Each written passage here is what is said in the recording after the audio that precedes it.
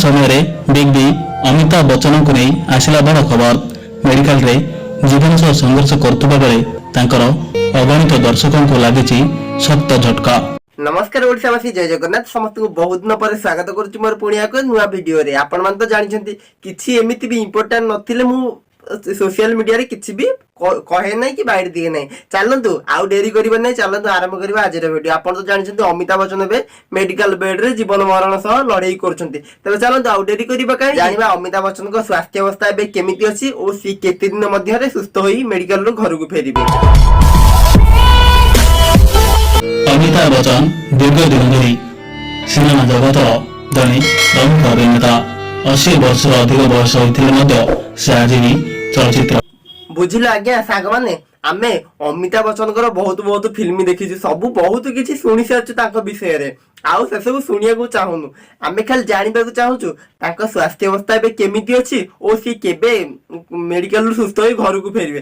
तमे जदी जल्दी जल्दी कहि दबो, आमे भी हम दर्शक मानू जल्दी जल्दी कहि दबो आ विलंब करैबु नै। आ तमे जदी चकुली पिठार कोणा गणिबो, आमे भी सेही कोणा गणी बसी। आपण माने नियत जानिथिबे जे big B Amitabh Bachchan film shooting set रे को गंभीर दुर्घटनार शिकार होते।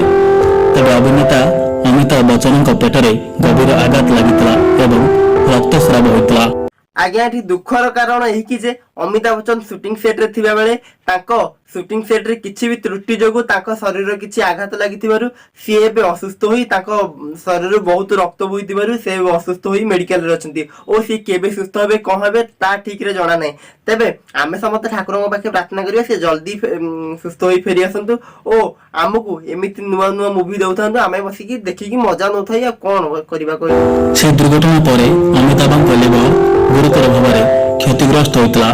ब्लड ट्रांसफ्यूजन जोगु हेपाटाइटिस बी भाइरस शरीर में प्रवेश करता। आज्ञा कौन कहबी आउ बॉलीवुड जगत दुखर छाया खेली जाइछि। जी निजे हसिकी अन्य को हसौथिबा लोकटी आज एमिति अवस्था। आउ कोन हबो सिचुएशन चलचित्र कोन हबो कोन आउ कहबी। चलंतु आगु देखंतु कोन कोन होउछि देखिबे। आउ कोन जोंथरे डॉक्टर माने तांको मृत्यु घोषणा करते किंतु से सुस्थ हो गले।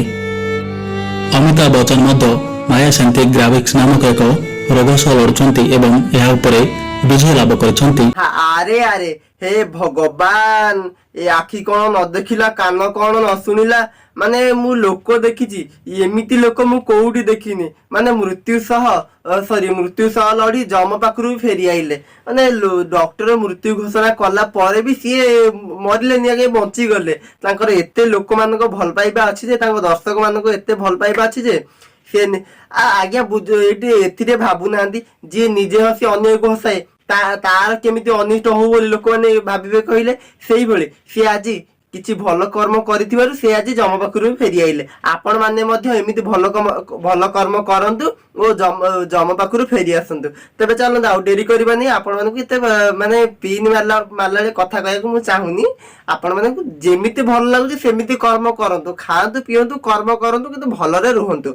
आज्ञा जय जगन्नाथ, नमस्ते। भलरे रहंतु समस्ते। तबे चलंतु आउ डेरी करबा नै। हां, अमिताभ बच्चन मध्य फेरी आइले बोली भाबंतु सी पूरा सुस्थ अछंती बोली।